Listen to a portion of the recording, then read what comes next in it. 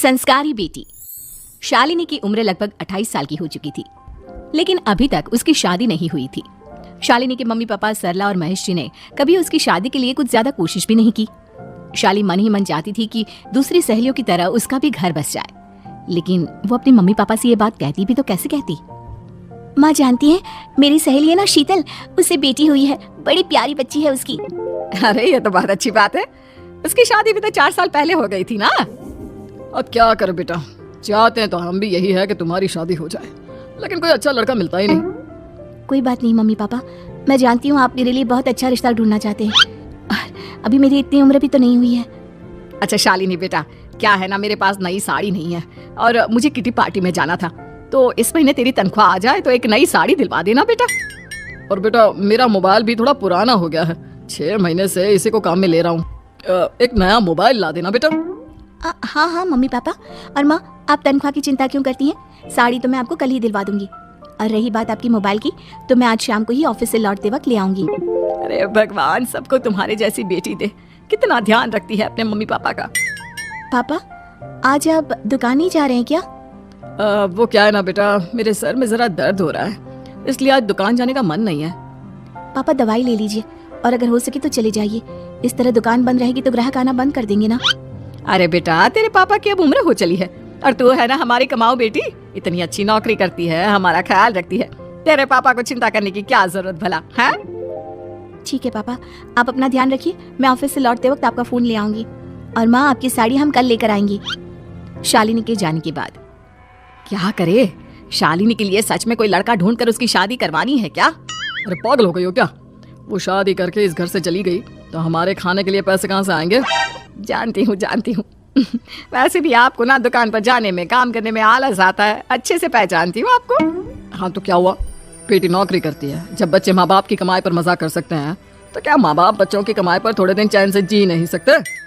अरे वो तो हम जी रहे हैं ना, देखा ना हमारी बेटी एक ही बार में हमें मोबाइल और साड़ी दिलाने के लिए कैसे फट से तैयार हो गई। एक दिन सरला की एक पड़ोसन अपने भतीजी का रिश्ता लेकर सरला के घर आती है। सरला बहन, ये मेरा भतीजा है प्रशांत, इसके लिए रिश्ता ढूंढ रही थी बहुत दिन से। अचानक से तुम्हारी बेटी का ख्याल आया, इतनी सुंदर और अच्छी नौकरी वाली लड़की है, मुझे तो बहुत पसंद है। अरे तुम्हारे पसंद करने से क्या होता है, मेरी बेटी को भी तो तुम्हारा भतीजा पसंद आना चाहिए ना। हाँ, ऐसे थोड़ी ना कि तुम्हें हमारी लड़की पसंद आ गई और हमने रिश्ता कर दिया। मेरा भतीजा बहुत बड़ी कंपनी में जॉब करता है।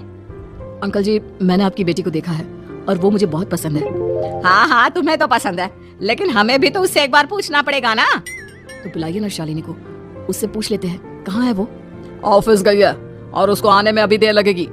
लेकिन तभी शालिनी ऑफिस से आ गई। ये लीजिए, शालिनी भी आ गई। अब आमने सामने ही बात कर लेते हैं। आओ आओ शालिनी बेटा, इससे मिलो, मेरा भतीजा प्रशांत प्राइवेट कंपनी में अच्छी जॉब करता है। अब बेटा तुम्हें ये लड़का पसंद है क्या? देखो बेटा, सोच समझ कर हाँ करना, तुम्हारे ऊपर कोई जबरदस्ती नहीं है।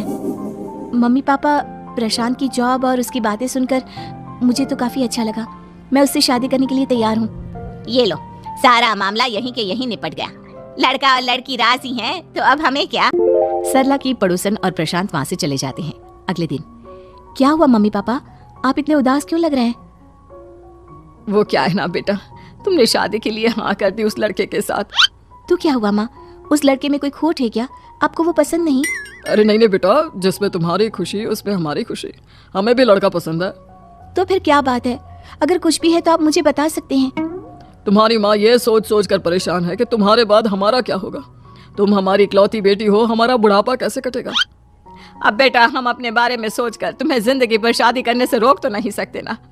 जाओ, तुम अपनी जिंदगी में खुश रहो, हमारा क्या है, जैसे तैसे जी लेंगे।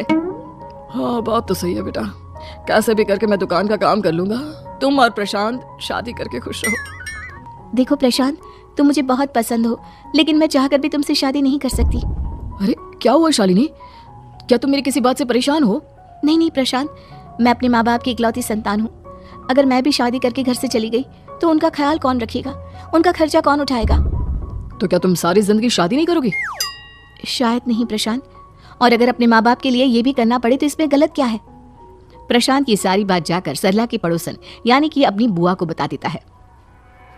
ये सरला तो बड़ी चालाक निकली, प्रशांत, वो अपनी बेटी के साथ खेल खेल रही है। कैसा खेल? आप क्या कहना चाहती हैं? अरे शालिनी बहुत सीधी और संस्कारी लड़की है, लेकिन ये सरला और महेश एक नंबर की चालाक। बुआ जी, आपकी बात सही है, लेकिन अपनी बेटी के साथ भला कोई क्यों चालाकी करेगा? वो तो मैं तुझे कल बताऊंगी। तो कल सुबह मेरे साथ शालिनी के घर चलना। और फिर अगले दिन क्या हुआ सरला बहन, तुम्हारी बेटी ने तो शादी के लिए मना कर दिया। अब पता नहीं बहन जी क्यों मना कर दिया। हम तो चाहते थे कि बेटी की शादी धूमधाम से करें। हमारी तो बहुत इच्छा थी कि शालिनी की शादी प्रशांत के साथ हो जाए, लेकिन अब क्या करें, वही नहीं चाहती। आंटी जी, शादी के बाद मुझे अपने माँ बाप की बहुत चिंता रहेगी। उनका ख्याल कौन रखेगा? और इसलिए मैं प्रशांत तो क्या, किसी से भी शादी नहीं करना चाहती। अंधी हो गई हो क्या माँ बाप के प्यार में? पहले जरा अपने माँ बाप से सच तो पूछ लो। कैसा सच? यही सच शालिनी कि ये तुम्हारे सगे माँ बाप नहीं है और तुम इनके लिए सिर्फ पैसे कमाने का एक जरिया हो। अरे अरे, यह तुम क्या कह रही हो? सच ही तो कह रही हूँ भाई साहब। अब सीधे सीधे अपनी बेटी को अपनी सच्चाई बताओगे या फिर मैं कोई दूसरा तरीका निकालूं? हमें माफ कर दो शालिनी, वो क्या है ना, हमारी कोई औलाद नहीं थी और जब तुम छोटी थी तो हमने तुम्हें गोद ले लिया था। तो इस नाते तो मैं आपकी बेटी ही हुई ना। लेकिन तुम्हें गोद लेने का हमारा सिर्फ एक ही मकसद था कि बड़ी होकर तुम नौकरी करो और हमारे लिए पैसे कमाओ, क्योंकि तुम्हारे पापा को काम करने में बहुत आलस आता है। और यह सच है कि हम ही नहीं चाहते थे कि तुम्हारी कभी भी शादी हो। कोई बात नहीं मम्मी पापा, आपने मुझे गोद लिया, पाल पोस कर बड़ा किया। भले ही उसके पीछे आपका कोई भी इरादा सही, लेकिन मैं आपकी बेटी हूँ। शादी तो मैं प्रशांत के साथ कर लूंगी, लेकिन उसके बाद भी जिंदगी भर आप दोनों का ख्याल रखूंगी। शालिनी की बातें सुनकर सरला और महेश को अपनी गलती का एहसास होता है और वो उससे माफी मांगते हैं।